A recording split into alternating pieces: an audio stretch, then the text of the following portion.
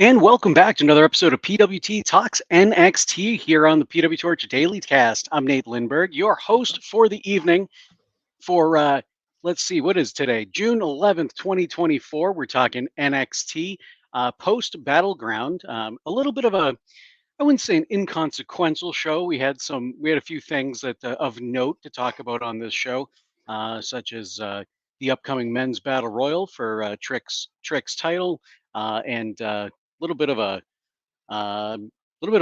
an interesting segment towards the end here with the women to determine who's going to be Roxy's next challenger.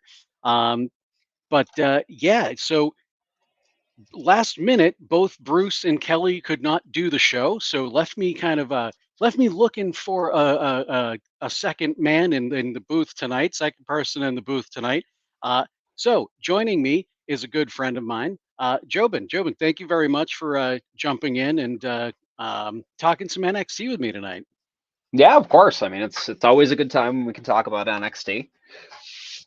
Absolutely. Usually we do it in my living room, but today we're doing it as a podcast.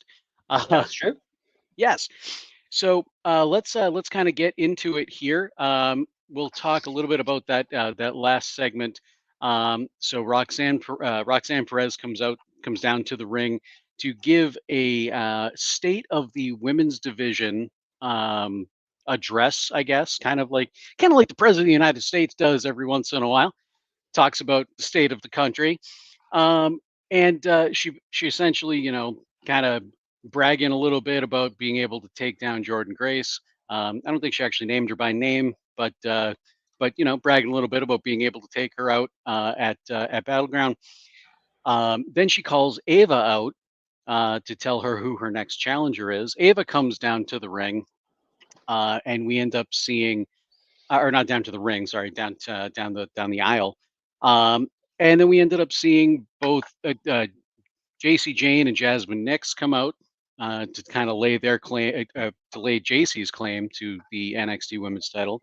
Then Lash Legend and Jakara Jackson come down to lay Lash's claim to the Women's Title. And then Lola Vice comes out saying, "Hey, you can't think of Battleground without thinking of my Underground match," and laid her claim to the title. Um, so yeah, I guess kind of to start things off here, Jobin, what did you kind of think? I know, actually, Jobin and I watched Battleground behind me on my couch, so we both watched it together.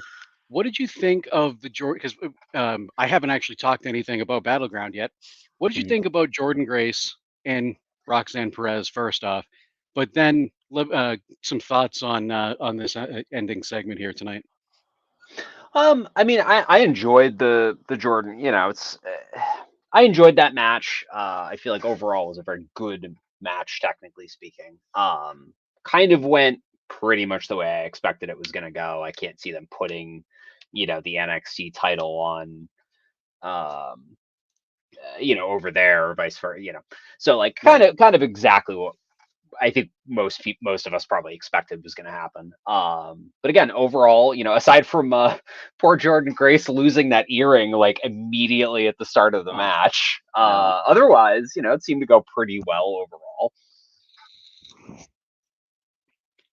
And then what kind of any thoughts coming out of this women's segment tonight?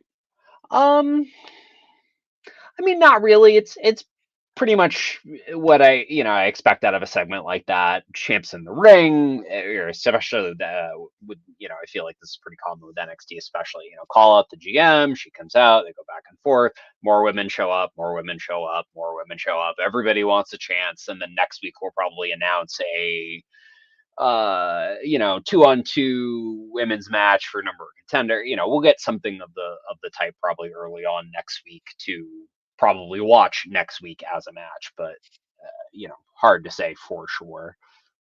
Yeah, yeah. I mean, next week I feel like is going to be the focus on figuring out who the men's challenger is Oh, for Trick's true. title. Mm. But I don't think. Thanks, BJ.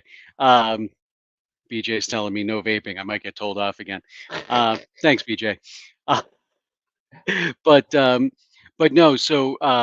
Yeah, I think next week the focus is going to be on the men.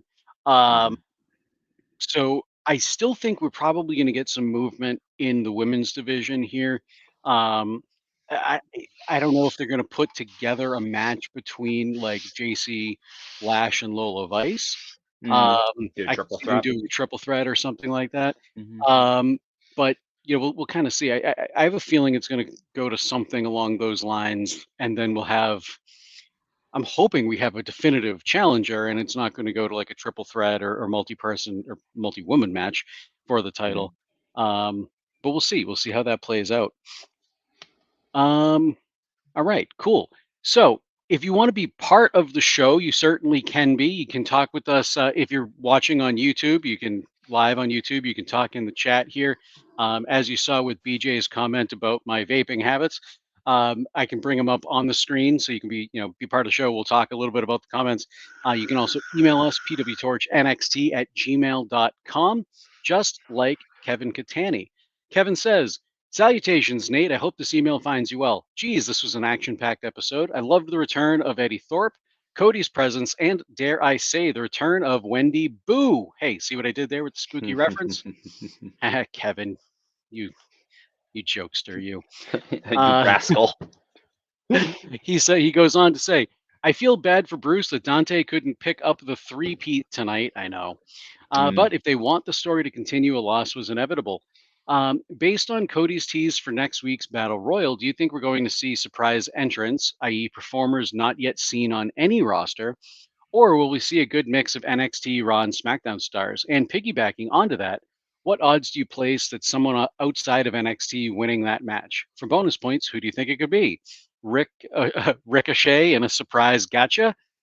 Thanks as always. Go VIP and listen to 8YB. Office hours are now over.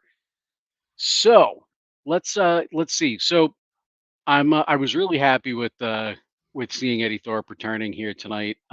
Which is one of the first things he brings up. Um, like it, I had a feeling he was going to go over, especially once it was against Tavon Heights. We'll talk about that match when we get there, but good to see him back. I think Cody added I mean, he didn't add a whole heck of a lot to the show. I don't think really. It was kind of cool to see him in that vignette with all of the other former AEW or not vignette backstage segment with all the former AEW talent, Shawn Spears, Ethan Page, Lexis King. It was kind of just a little like, if you know type of a nod for the fans. Um, but I do like the idea of this 25-person battle royal, over the top battle royal, where he did mention that we may see some, locker rooms from outside of NXT. So I feel like we may see some people from Raw or SmackDown, but I think on everybody's mind, at least on my mind, TNA. We just saw Jordan Grace. We know that there's now a working relationship between WWE, probably specifically NXT and TNA. So there could be a good mix of, or at least a few TNA stars that we see. It'd be really cool if we even saw somebody from a different promotion that they kind of kept hush hush or something. I don't see that happening, um, but I really like that idea. Um, Piggyback.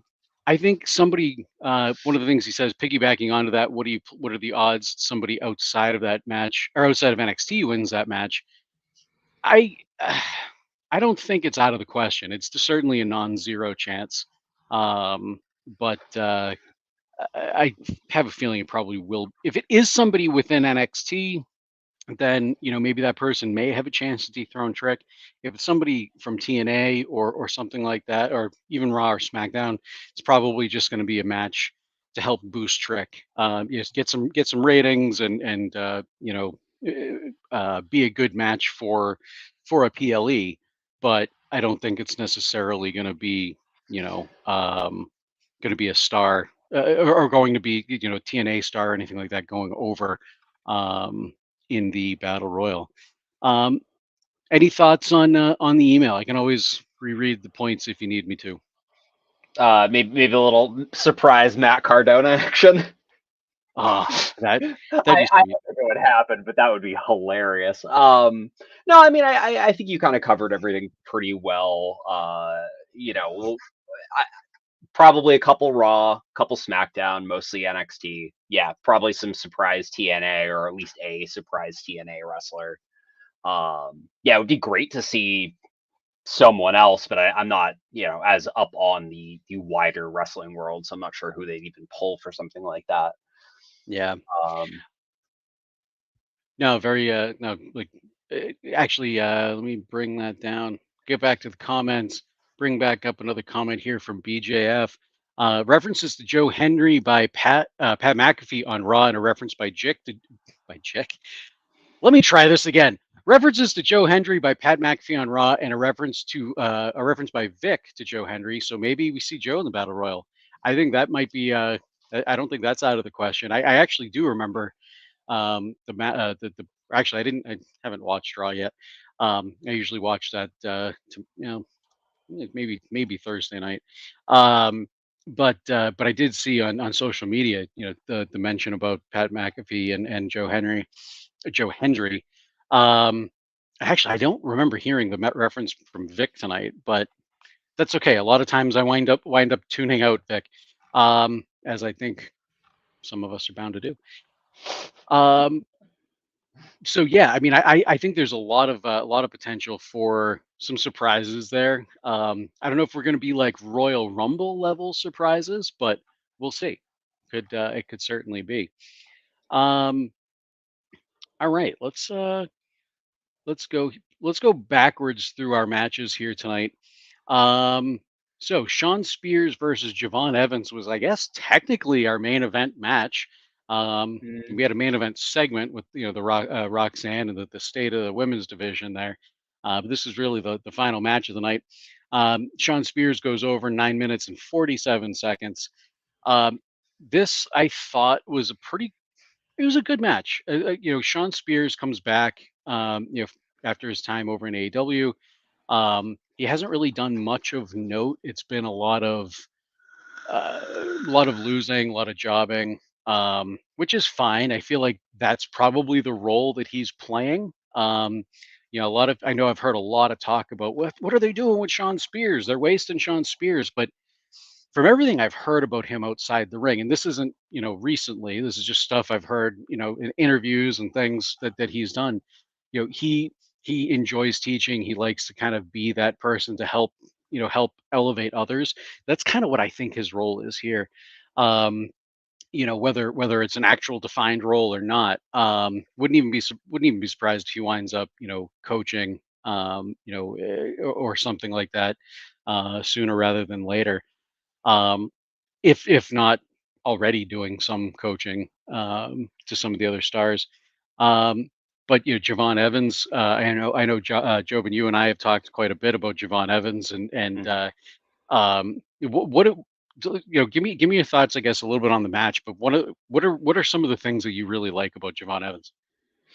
Oh, I mean the energy, obviously they reference as, he's bouncy all the time. He's just got some of the most extreme height I think I've personally seen out of most wrestlers. A lot of high energy, very quick, a lot of high flying, which of course I love. Fans seem to be behind him right now. They're pairing him up with Trick Williams. He has all this momentum. You know, I think it was inevitable that somebody had to stop him, right? Um, I don't know that he has lost a match in my memory since his like major TV debut. I don't think he has. No, I don't believe he I don't think has. he has. And maybe somebody here in the audience can correct me, but yeah, Oh, they I will. mean, yeah, I figured. Um, my memory is not fantastic, so I'm counting on them to keep me honest. And the scary Um, thing is your memory is better than mine. uh-huh. Um, but yeah, overall, he's great. Looking at Kelly's analysis, actually, he made a similar comment. He had so much momentum that's a little surprising to see him do a job to someone so far down the card as Spears. So that was, I guess, Kelly's input on that one, since he isn't present. Yes, and I was just trying to change Bruce's name to Kelly's name. So then I can put that up on the screen. You can check out Kelly's written report at on NXT at pwtorch.com. Kelly and Bruce switch off from week to week, so I couldn't click on it and bring it up on the screen if you're watching on YouTube anyway, because it said Bruce's name. So I had to change it real quick. And I thought I had more time before you'd be done talking, but that's okay. It's all good. One last thing on Kelly's analysis there that I thought is that I would like to point out is he calls Evans criminally talented, which I have to totally agree with. Ooh, I like that. No, he is like somebody. Give him a couple years and he's going to be so unbelievable. Oh, absolutely. I mean, for somebody 20 years old, he comes in. He's got an excellent grasp on how to move in the ring. Amazing body control. Like I mean, I'm a klutz, but he makes me feel like a massive, massive klutz. His So mic works real solid too for somebody that is so fresh to this. I know he's been on Level Up for a bit and things like that, working on yeah, probably those skills specifically. But he's yeah, he's right about there, I think. no, I'd agree. I mean, I think he's got a little bit of work left on the mic, but I think he's ahead of where you would expect him to be for where he how long he's actually been doing this. Matter of fact, I'm actually just wanted to bring up. Yeah, no, and I think pairing him with in these storylines with Trick Williams being the champ, he's going to have a lot more mic time coming to him. Yep. So I think that will really he's going to throw him right into it and see how he does, I guess. Yep, for sure. And actually, so I'm actually shocked right now. So I hadn't really known much about Jevon Evans outside of his time in WWE. I went to cagematch.net and just pulled up stuff about Jevon Evans. He's been wrestling. He's 20 and he's been wrestling since 2018. Oh wow. Yeah. So He would have been 14? something like that. Math. That 14 or so. 14, yeah, 14, 15, something like that. So I mean that's actually incredible.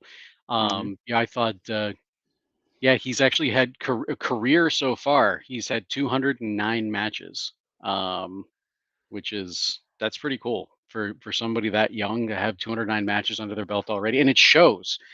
It absolutely shows with his in-ring ability. So that actually makes a lot of sense now to me as to why he's just been so unbelievable so far. All right, here we go. Unfortunately, neither Bruce nor Kelly are here to talk about it. I'm sure they'd love to, although he did lose, so maybe they wouldn't want to. Dante Chen versus Lexus King in a Singapore Cane match.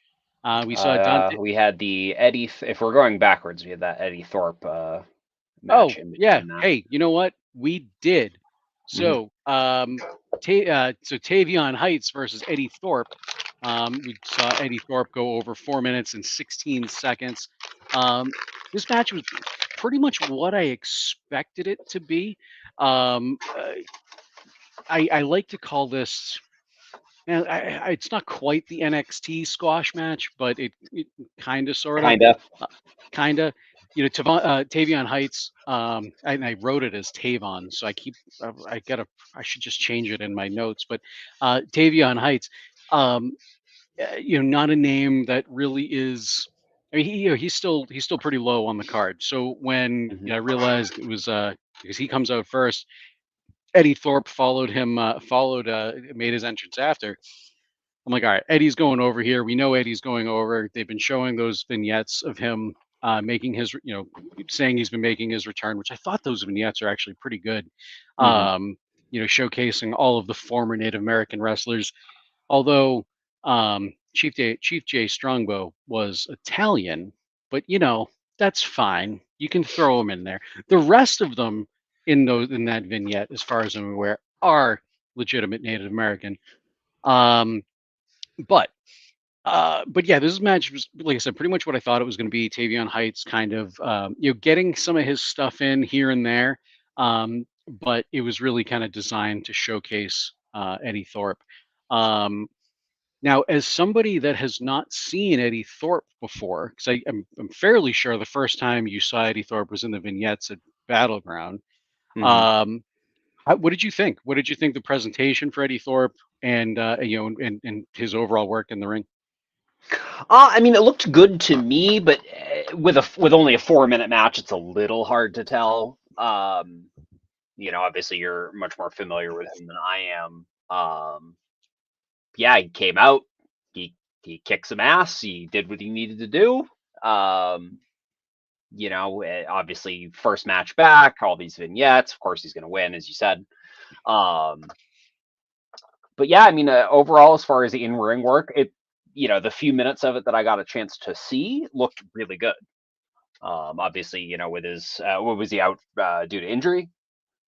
Yeah, I believe it was an injury. The last he was in a feud that seemed like it was going forever between him and Dijak, and Mhm. they had an underground match. So similar to the match that Lola Vice and Shayna had at Battleground, Yeah. they had an underground match. And he got injured there. I don't remember off the top of my head what the injury was, Mhm. but we haven't actually seen him since that match.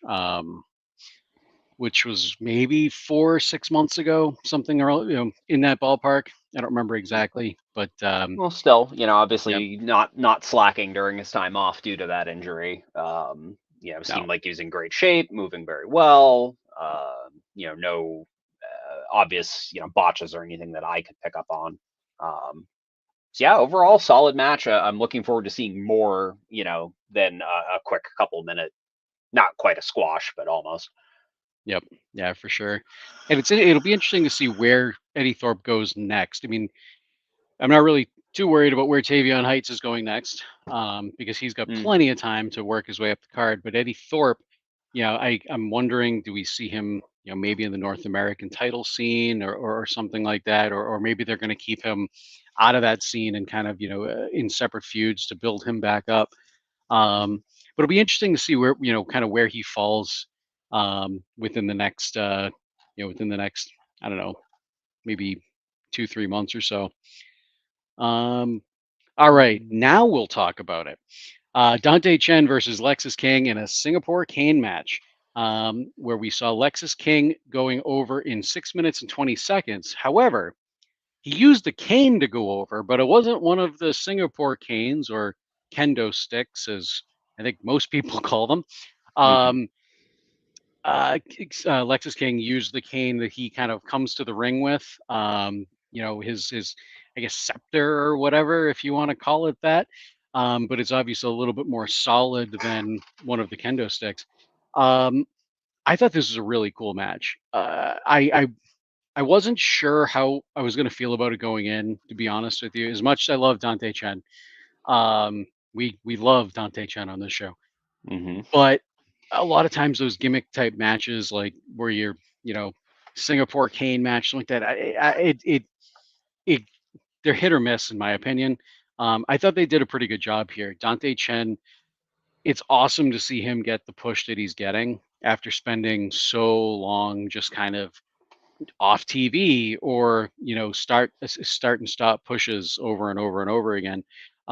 It's really nice to see him finally getting some time to shine. Um, I thought he had a lot of a lot of energy, a lot of conviction here in the ring tonight, swinging those canes like uh, pretty powerfully, against King. Um, they had a couple interesting spots where like King put one of the Singapore canes kind of in the corner, and like tucked it underneath one of the, I don't know, turnbuckle pads, right word for it, because I think it was some of the padding wrapped around like, um, I don't know what the term is for it, but some of the padding on the turnbuckle anyway. So basically, the kendo stick just stuck out like a spike, and he was going to try and Irish whip Dante Chen into it, but unfortunately for him, it got reversed and he got whipped into it. I haven't seen that type of a spot before with the kendo stick. I'm sure it's happened in the world of wrestling before. I just haven't seen it. So I thought that was pretty cool and unique. I think I think this does make sense. As I somebody brought up, oh, it was Kevin. Kevin in his email brought up a little bit ago. That so far Dante Chen's won all of his matches since this push. It kind of makes sense for him to lose one here, for Alexis King to get a little bit of heat. Because Lexus King has pretty much lost every match, every big match that he's been in.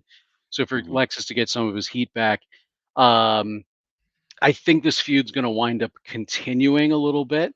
I don't know where they necessarily go with it after a Singapore Cane match, but I could see, maybe one more match out of this feud. Um, so yeah, what are your thoughts on the match on Dante Chen? 'Cause I don't know if you've seen him wrestle really before. Well, no, you've seen him wrestle a couple times now on NXT. Um, and what are your thoughts on the Lexus King gimmick? I know we talked a little bit about this, while we were watching Battleground the other night. But just kind of curious as to what your thoughts on him are overall. Well, I mean, the match overall, I think was great. Like you said, a couple interesting uses of the kendo sticks. Couple of I would think more traditional uses. Slamming people into piles of sticks and things was fun. Um, the finisher was pretty great. I didn't love the finish per se, but that I'm not sure what you'd even call it. That the final move that he gave him there, using that Oh, it's on the tip of my cane, the tongue. scepter. Yeah, I can't recall the name of the move, but that finisher was great. I was sitting here laughing to myself about like the minute that he wins and he lets go, the cane does this weird little roll and it's just kind of spinning across Dante Chen's face. Yeah, Um, but yeah, no, it's overall great match. I've seen this will probably be, I don't know, my third or fourth Dante Chen match, and they've all been great from what I've seen. Nothing too crazy, pretty solid matches, standard matches. yeah, I know you, as you said, you all are big fans of him on the show here, so uh, yes, I can definitely say I would back that. Lexus King personally doesn't do a ton for me. I don't know if it's the way they're booking him or the gimmick or what. Like his actual wrestling seems fine. It's just he keeps showing up and then not really anything happens. yeah. Because I'm trying to remember what it was right before this whole feud with Dante Chen. Whatever that storyline he was in before really didn't do anything for me either. Um, To the point where we don't, neither one of us remember what it was. I know if exactly. I thought of, I'm thinking about it, and I'm like, I know what it was. It's just Yeah, not coming to me. yeah, it really wasn't anything super remarkable or memorable. Yeah, Um, so I think they could probably utilize him differently because like I said, his actual technical wrestling skills seem great. Um, they just need to give him some kind of an angle, and we'll see what happens. With the rest of this time, this presumably short Dante Chen feud. You said maybe one more match, maybe two. Um, I don't know who exactly they're going to push out on the top of this feud, but yeah. hopefully Dante. That'd be great. Now, fingers crossed. Fingers crossed. This is the first time Dante Chen has gotten any sort of significant push. Hmm. Um, he's shown up, mostly in jobber status. Hmm. Um, there was another wrestler, Chinese wrestler by the name of Boa, who was kind of in a similar boat. He would get a lot of start and stop pushes, um, and then maybe about like 9 months ago or so you would see like another wrestler like let's just say I don't know Carmelo Hayes interviewed getting interviewed by Mackenzie Mitchell or something, and way off in the background you'd see Boa and Dante Chen talking, and I really wanted to see something happen there. Like there were maybe like 5 or 6 different times where you saw the two of them talking in the background, excuse me, and I really wanted to see where they were going to go with that. And then Boa winds up getting released. They never did anything with it. Hmm. Um, so I'm glad to see Dante Chen's finally starting to. He's finally getting that significant push. He's getting some mic time. He little bit of work, I think, on the mic. But that said, I think the in ring work makes up for it Hmm. big time. big Yeah, time. not much. I think on the mic, he's pretty close to there. Yeah, Um, and honestly, it may even be a little unfair of me to say that because English is I don't know. I don't know if he speaks more than two languages, but I'm pretty sure English is a second language. mhm. So I can't be too hard on him because I can't cut a promo in another language except maybe Pig Latin, and that might be hard for me to get through. Mm, mhm. Um, and then of course Lexus King. Uh, I don't know. I feel like it's a bit of a missed opportunity with Lexus King. He's comes in to all this pomp and circumstance, and then I don't know if he just kind of disappointed people or he was just never supposed to be in a higher spot or wasn't planned on being in a higher spot than he is currently. But like when he came in with just all of the fanfare that he had, I assumed that he was going to be, North American title scene, NXT title scene. I had a feeling it was almost going to be like how Ethan Page came in a couple weeks ago. Mhm. Um, and just immediately skyrocketed to the title scene, something like that. But we haven't seen that with Lexus King. It's been it was like a series of squash matches and a couple mid card feuds here. Mm. Um, but as the son of Brian Pillman, like you'd expect, I don't know, I expected more out of him. I guess I don't know, but yeah, all right. Let me check emails here if we got anything else. Just have Kevin's. Okay. Brinley Reese versus Wendy Choo, or as Kevin said, Wendy Boo. I like that. Um, Mhm. a minute and 44 seconds. Very quick match. The return of Wendy Choo after her injury. We've seen these vignettes for a few weeks now of her, waking up at home, I guess, waking up and kind of, I think putting on slippers and whatever, kind of continuing that whole sleepy Wendy Choo type of a gimmick. But then at the end of the vignette, you'd see, because they wouldn't show her face up until the end of the vignette. She'd look up in a mirror and you kind of saw some spooky makeup. The mirror would shatter, and that's the end of it. And I know I said to you the other day when we were watching Battleground, they aired this vignette. I was like, she's coming back as like the nightmare version of Wendy Choo. Yeah, you And said exactly that. yep, and that was what we saw tonight. I actually kind of dig it. Matter of fact, let me Kelly sent me a message here and he wanted me to mention this.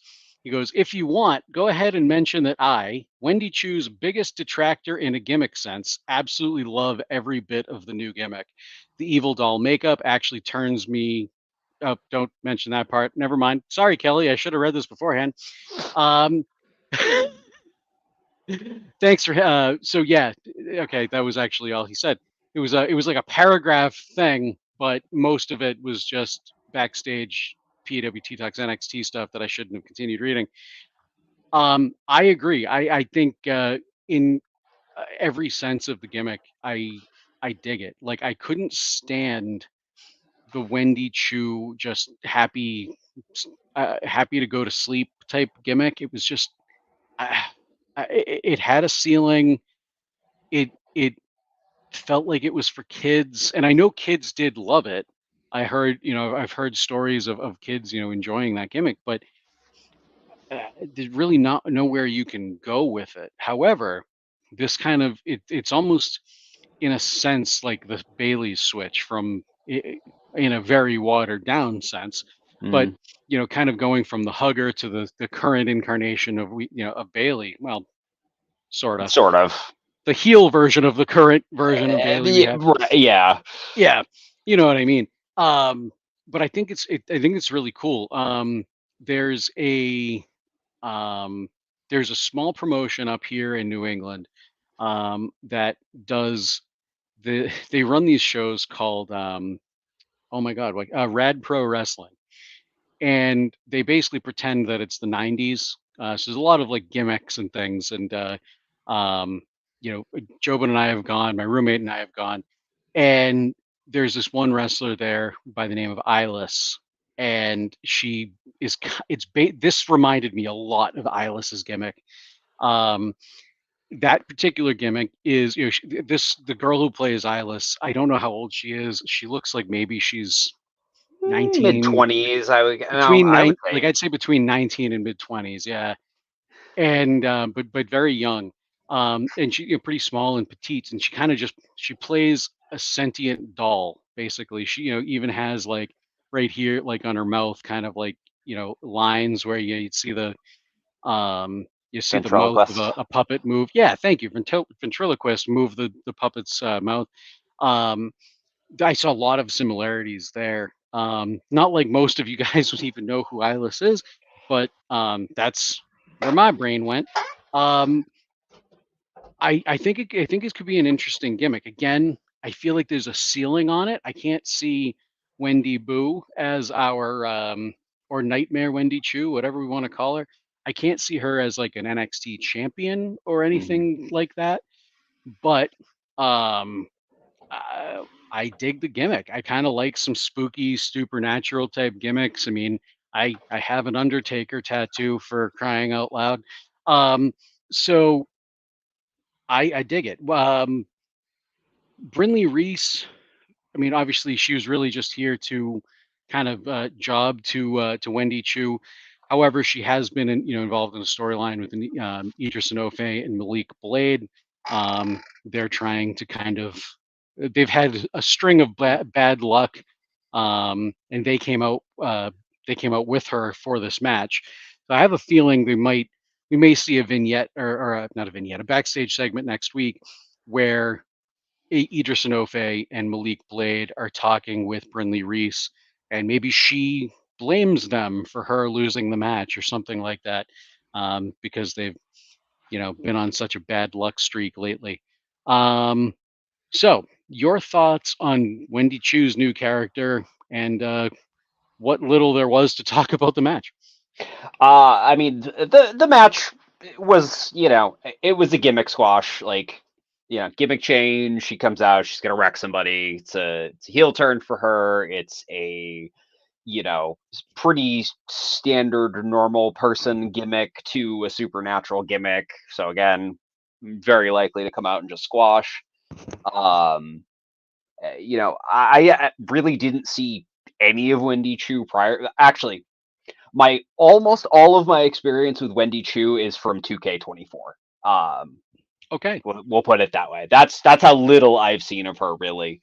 But I think it seems to work for her.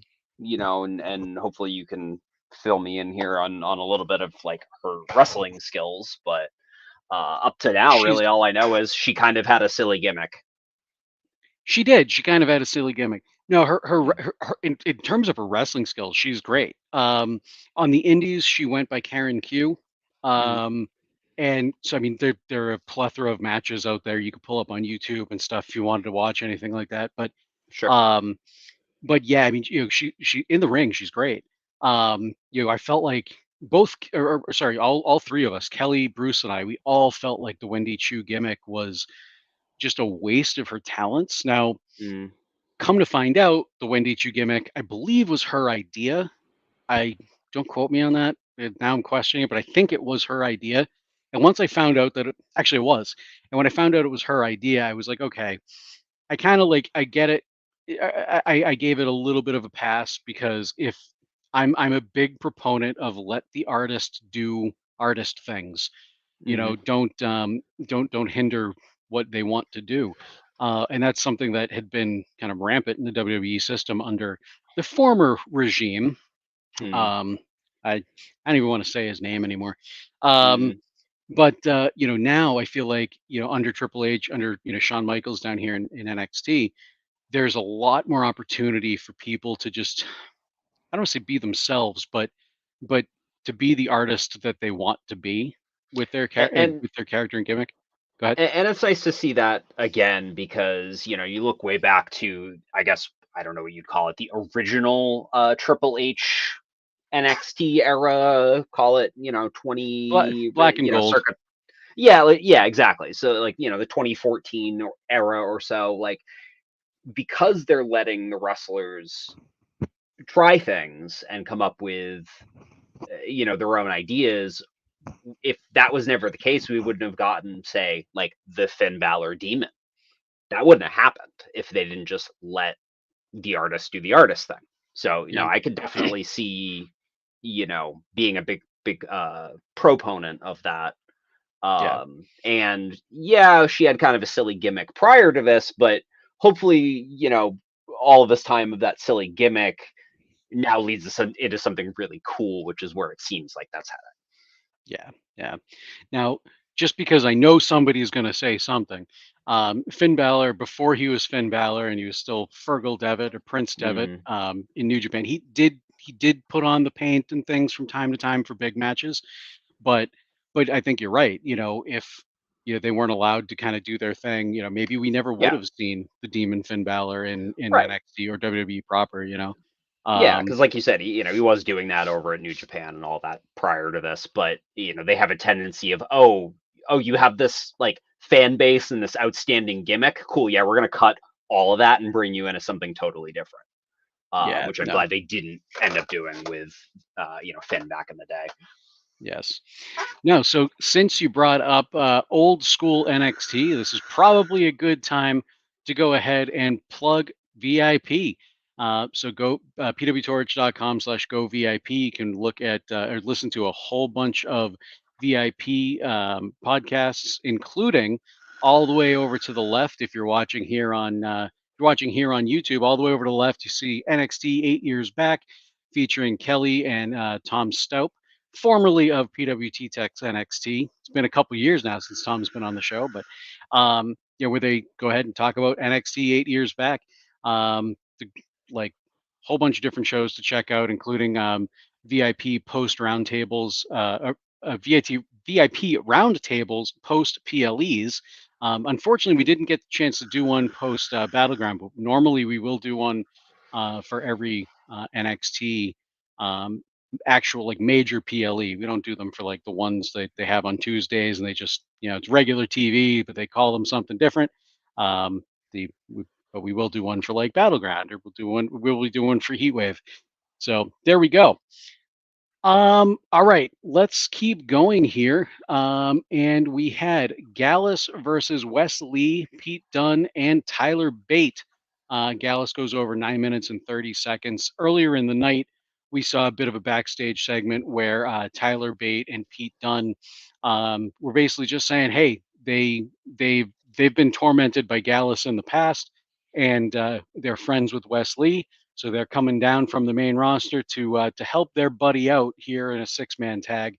Um, I I dug I thought it was a cool decision to have these two guys come back down NXT. They've been I mean they were down here, I don't know, a month or two ago, for the tag titles. They were trying to go for the tag titles.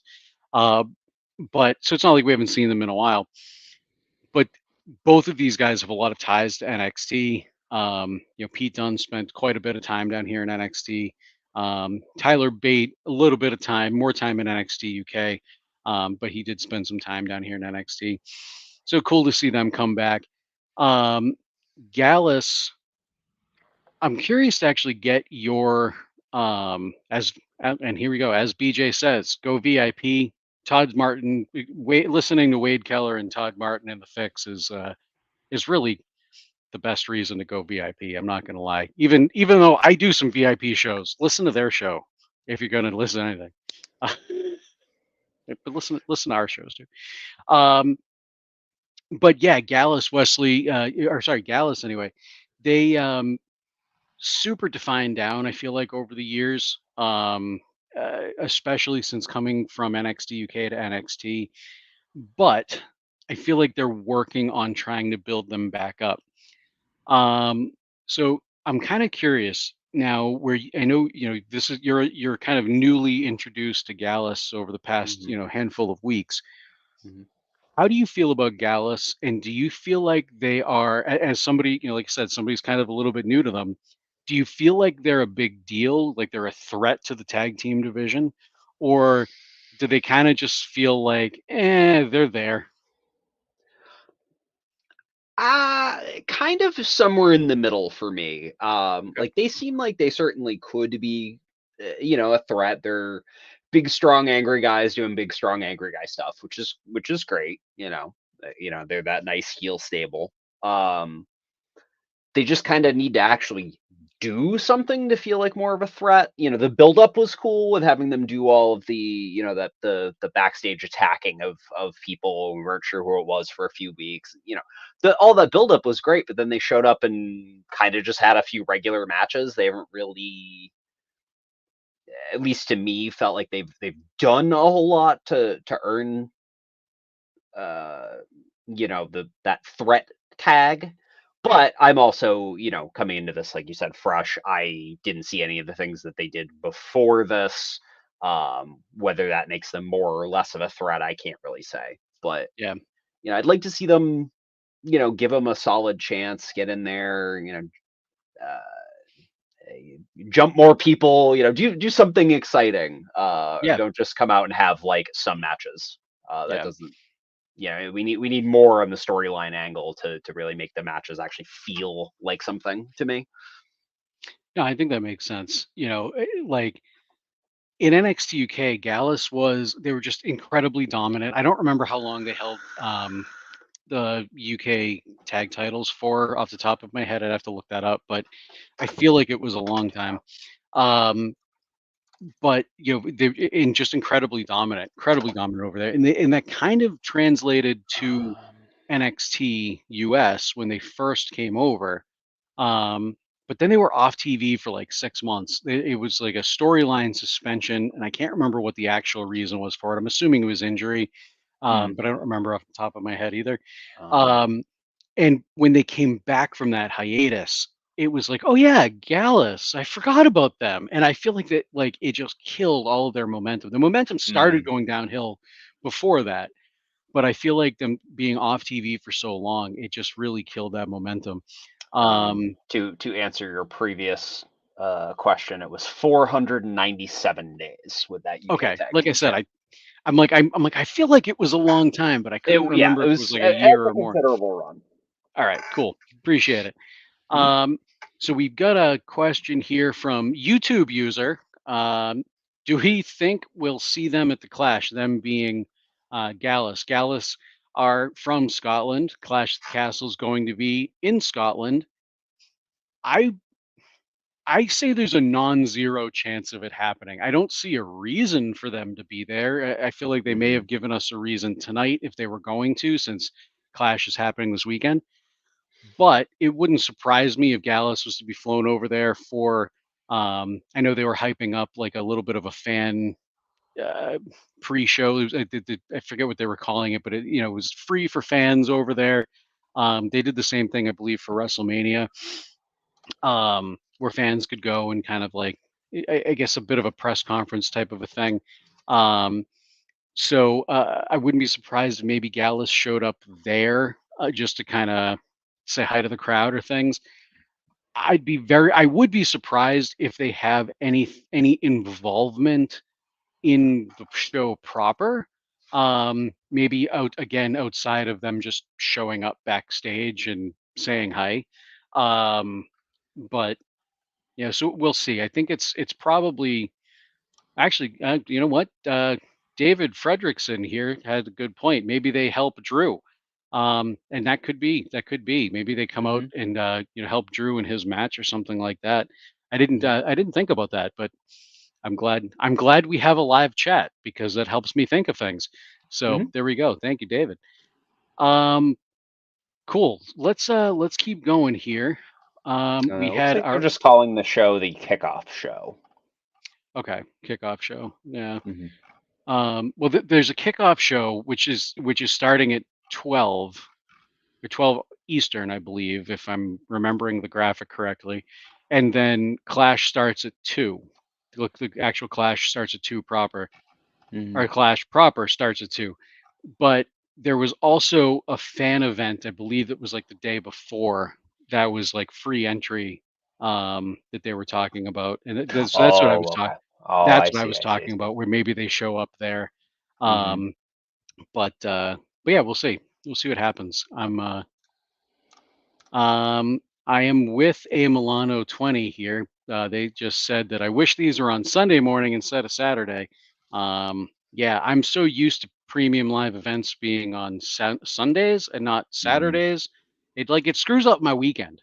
I'm used to ending my weekend going, sitting down on the couch watching a PLE or something like that, and I don't know, having them in the middle of the day on a Saturday, just especially where Yes. Sunday's Father's Day. So now my entire weekend's taken up, but Uh-huh. you know, that's fine. That's fine. Um, all right, our opening match of the night. So we'll go over this match. We get a couple other things to touch on, a couple of backstage segments and things, and we'll go from there. So our opening segment, Jada Parker versus Meechin. We saw Meechin go over in 9 minutes and 51 seconds. It was a pretty long opening match here. This match kind of stemmed from Jada Parker and Meechin being in the women's North American title match at Battleground, having a bit of a scruff there, which I believe broke into backstage, kind of leading to this. Um, Actually, the show. Well, let me kind of start with the opening of the show. Kalani Jordan comes out to open the show, and she addresses the crowd with your typical kind of I'm a happy babyface champion. I'm so glad to be here. I'm so glad to hold this title, even though I've And then won wait, someone championships, else's music's gonna hit. right? And so even though I've won championships in other sports, this is the most important one. Very generic type of a promo from Kalani Jordan. But that said, I think she delivered it very well. Um, and considering her character is still kind of generic creator wrestler in a way type right Mhm. now, I I mean, I guess it kind of makes sense unless they were about to like do some crazy character development with her here. Um, I think it kind of makes sense that she came out and said what she did. Mhm. But as Jobin just pointed out, as as what usually happens in segments like this, Jada Parker's music hits and she comes down to the ring, kind of spitballing on Kalani Jordan. And Meechin comes down and um, I believe a brawl broke out. I didn't. Yeah, a Mhm. brawl wound up breaking out um, between Jada Parker and Meechin. They managed to make it in the ring.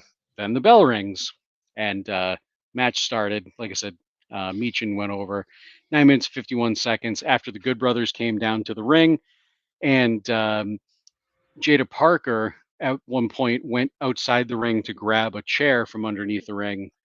Carl Anderson kind of stepped up, was like, "What are you doing?"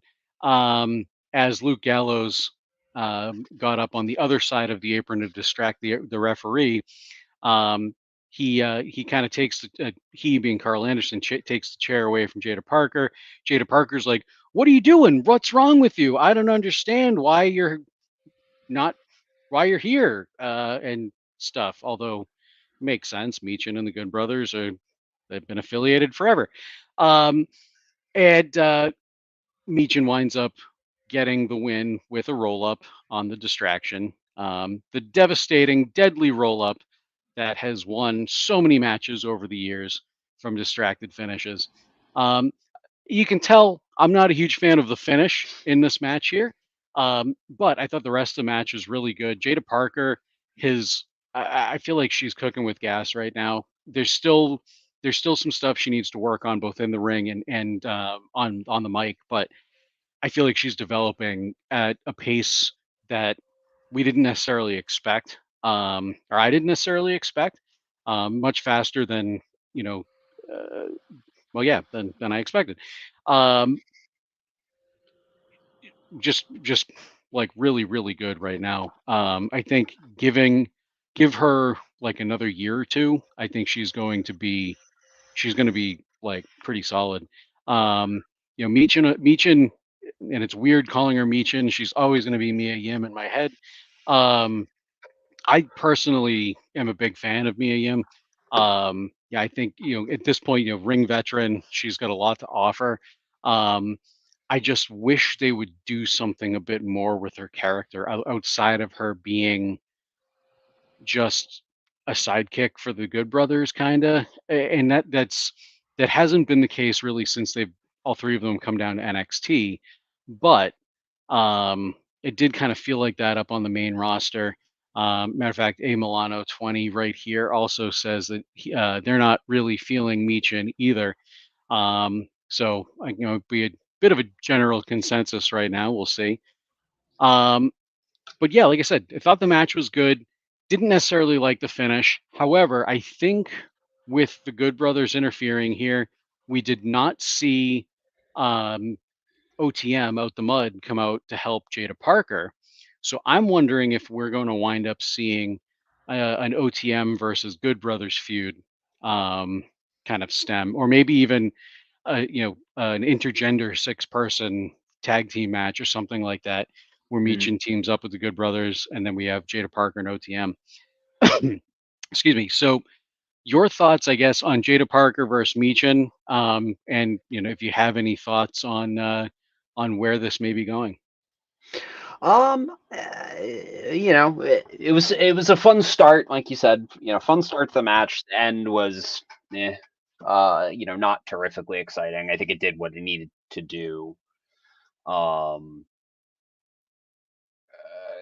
the only part of the ending I actually liked is on the three she spanked her as she let her out of the roll Yeah. up. That was quite Yep. funny. Yeah, I mean it was fine. Michin came in, largely kicked some ass. Definitely had control of it for the majority of the match. Yeah, I thought it was okay, but I can't speak to all this background that I don't have for, like you said, the Good Brothers and all of that. Yep. You know, I didn't fully understand what was happening at the moment, so I'm glad that you brought that up now. Yeah, so I thought it was fine.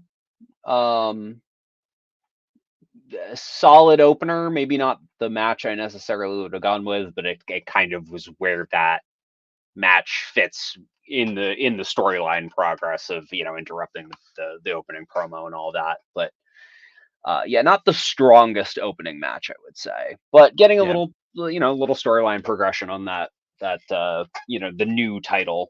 They gotta start on that pretty much right away. Yeah. And I think it, in a way, does make, even though it may not have been the strongest opener, I think it also makes sense because they had, and this segment we haven't talked about yet. This is actually the next segment we talk about, but they had the Cody Trick Williams in ring segment, where they Hmm. announced 25-man battle royal for next week. That was our mid-show main event, if you will. So that happened right at I believe it was at the top of the hour going into the second I hour. believe so. Yeah. If it wasn't the top, it was like just barely before the top of the hour. Mhm. And then we wound up, finishing the show out with, Roxanne and the state of the women's division and everything. So we've got the two main titles, represented in the mid show main, and at the end of the show. Um, so I think it makes sense to start the show off with Kalani Jordan, show off the new title, allow Kalani to come out and be excited, address the crowd, show off her Mhm. title a little bit, have a moment, and then kick into a match that kind of stemmed from the North American title match at Battleground. So Yeah, yeah, I for think for sure. It's. yeah, Mhm. yeah. All right, so let's talk about that, and then we'll probably wind up wrapping up. There's a few other things we didn't talk about, but it's a lot of actually. There's you know what? Before we do that, I'm going to bring this up. We saw at one point, this was, I believe, was right before the Tavion Heights Eddie Thorpe match. Somebody came out of the side, like there was a Booker T and Vic Joseph were talking, hyping up the next match, I believe, and somebody comes from the right side of the screen and like put hands on Vic Joseph before like somebody ripped them away. It looked to me like it was Brooks Jensen. I went back and like because they only showed the guy from behind. Um, they made it feel like it was a fan that jumped the crowd jump the barrier or something and attack them. I Yeah, haven't Booker T seen. even he said something about, oh, we need to get security out here, better security or something. Yeah, and like, where they addressed it like that made me feel like it was part of the show, because if it was a fan, they probably would have cut away and Booker wouldn't have said anything. Mm-hmm. Um, but I just want to at least point it out. I don't know if you have any thoughts on who it could be, but I think it was Brooks Jensen. And if it was Brooks Jensen, I am so confused as to why he's attacking announcers. Um, Yeah, it's a weird angle. Obviously, they're doing something. We'll probably find out more next week, I would imagine. If we might just see the same type of thing happen again and spin that into an actual storyline.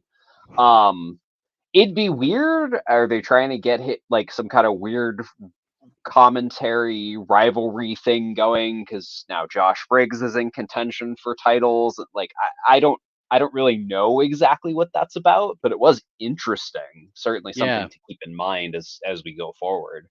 Yeah, because like Brooks Jensen hasn't really done much since he and Josh Briggs broke up. Mm. Um, it's I think he's had like one or two singles matches on NXT TV. I want to say one. He may have shown up on Level Up. I don't remember, but Hmm. he hasn't really done a whole lot. So it'd be interesting to see where they go with that, because like I can't really. Like, is he gonna challenge Vic to a match? Is Booker T gonna put his tights back on and get in the ring to defend Vic's honor? Like, I don't know. I would absolutely watch that. Just make that its I own single event. I sign me up. I'm sold. I want to watch Booker T wrestle some random other guy that's like a quarter of his age. Right?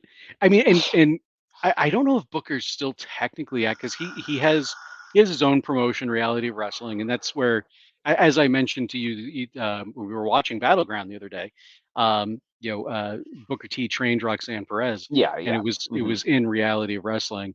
Yeah, Um, that's come up on TV quite a bit over all of the, yeah, Roxanne's title run into the win into all the, it's come up quite a bit that he, has trained her, he knows her really well and all that. yep. Actually, yeah, I think that's right. You knew that, but it was Tony that didn't know that. Tony being my roommate, I don't think he knew that. That's right. I Hmm. knew one of you guys did. Um, but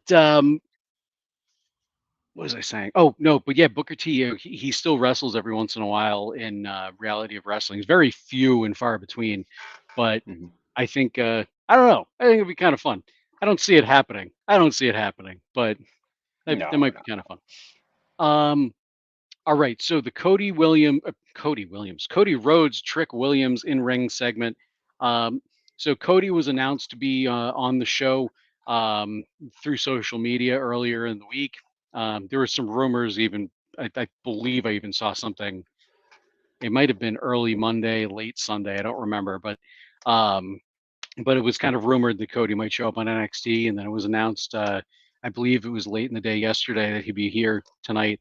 Um, he said something on Twitter about meeting up with Ethan Page, or visiting his old friend Ethan Page or something, and they did have a backstage segment where they interacted, but I thought that they were going to do something more with Cody and Ethan Page. Instead, Cody comes to the ring, and starts kind of just talking a little bit about, how his dad would be so proud. Um, and with quick side note, Vic did mention on commentary that it was 9 years ago today that we lost the late great Dusty Rhodes. So kind of fitting that Cody does come down to NXT today. Um, so definitely cool there. But as Cody's kind of out and talking a little bit, Trick Williams makes his way down to the ring. This was really cool to see Cody giving Trick a little bit of a rub here. Even at the end of the segment, Cody went to go hold up his title, and you could see him going, "Hey, hey, hey, Trick, hold up your title," and telling him to do the same thing in the center of the ring. So you get that shot of both of them holding their respective titles high overhead. Um, in the mid in during the segment, Cody announced that Ava gave him the authority to announce the 25-man over the top battle royal next week for Trick's challenger. Um, we perhaps seeing some other locker rooms involved. So I know we kind of did talk a little bit about this in Kevin's email, but yeah, there was something I wanted to bring up, and I don't remember what it was. Oh no, I kind of already said it. It was really just nice to see the current WWE World Champion, undisputed champion, come out here and like get um kind of get involved with Trick Williams, current NXT champion, give him a bit of a rub, hopefully raise ratings a little bit. Um, but I think, and even Trick Williams in the segment, he made a lot of comparisons between himself and Cody. They had different stories to get where they are to become champions, but the stories weren't so different. They had big mountains to overcome. They had chips on their shoulder the whole way. Um, Cody had a bit of a bigger story. He, left and started a whole company, whereas Trick Williams just had to fight his best friend. But still, I don't know. Fighting your best friend's probably not super easy. We've never really been in a fight, so I don't know. Mm. Uh, but, um, but yeah. So what did you think? I don't know if remember if you gave your thoughts on this segment, but kind of I guess what are your thoughts on the segment as a whole? Cody coming down to NXT, and even kind of how you feel about Trick as champion. I thought I could get away with at least one day where I didn't hear Cody Rhodes' theme song, and have failed yet again. Even though I knew he was going to be there tonight, but yeah, no, I mean it's a good segment. Cody gives a good promo. I don't think anybody's going to argue that.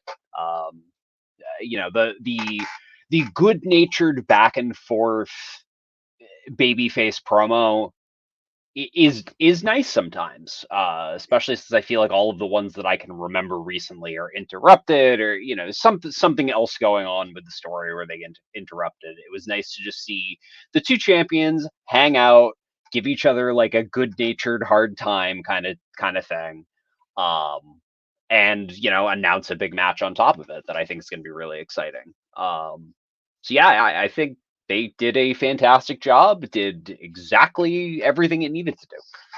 Yeah, no, I agree. I agree. Um, just that shot of Trick and Cody holding their titles up, like that's going to be a lasting memory, I think, for me. Um, uh, Seeing Trick as champion, like Carmelo Hayes, no doubt about it, was an amazing champion. I feel like he really elevated both the North American title when he was North American champion, but also the NXT title. Um, and now Trick kind of being his protege, the person to follow him. It's just so cool to see that. When Trick originally debuted, I knew he had it, but I thought he was going to live in Carmelo's shadow. I really Mm. did when, those first few weeks really the first few weeks of NXT 2.0. So this was I know you haven't seen this stuff. Trick, he was certainly great on the mic. He was good in the ring. But he paled in comparison to Carmelo. And as time went on, they became more and more and more of equals, not just in the booking, but in their talents and their abilities. I still think Carmelo's like a notch, I'll say a quarter notch above Trick Williams. But man, Trick's right there. He is right there.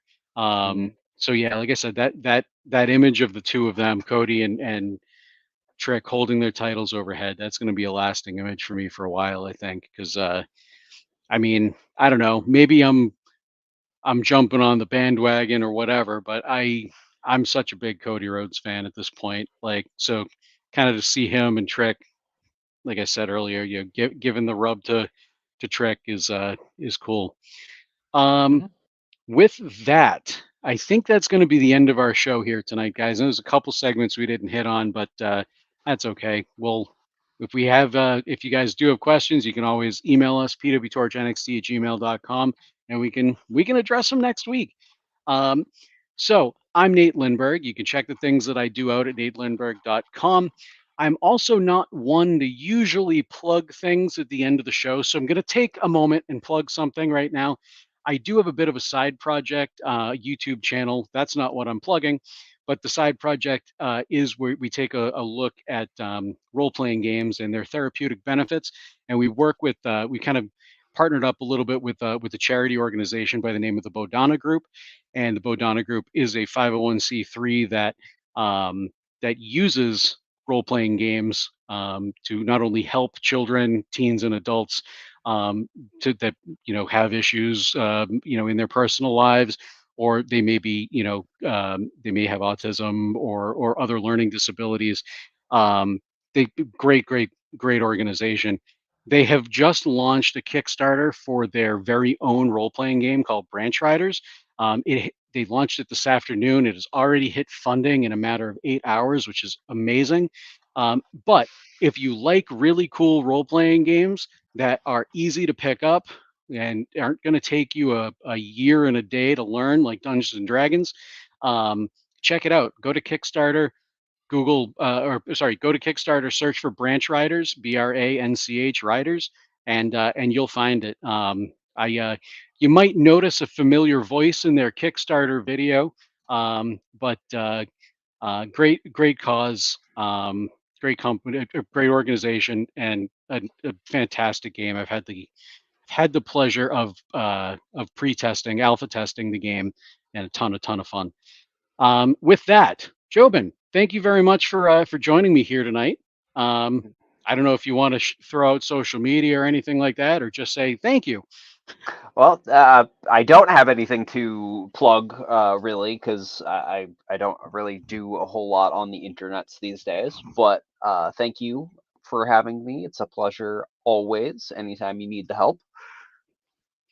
I appreciate it. Just like as Bruce and Kelly were kind of, as the show, as NXT was kind of going on, both Bruce and Kelly had things come up where they couldn't do the show, and I'm scrambling, and I'm like, Jobin's got my back. I know Jobin's got my back, so I I'm appreciate it, sitting man. here watching NXT anyway.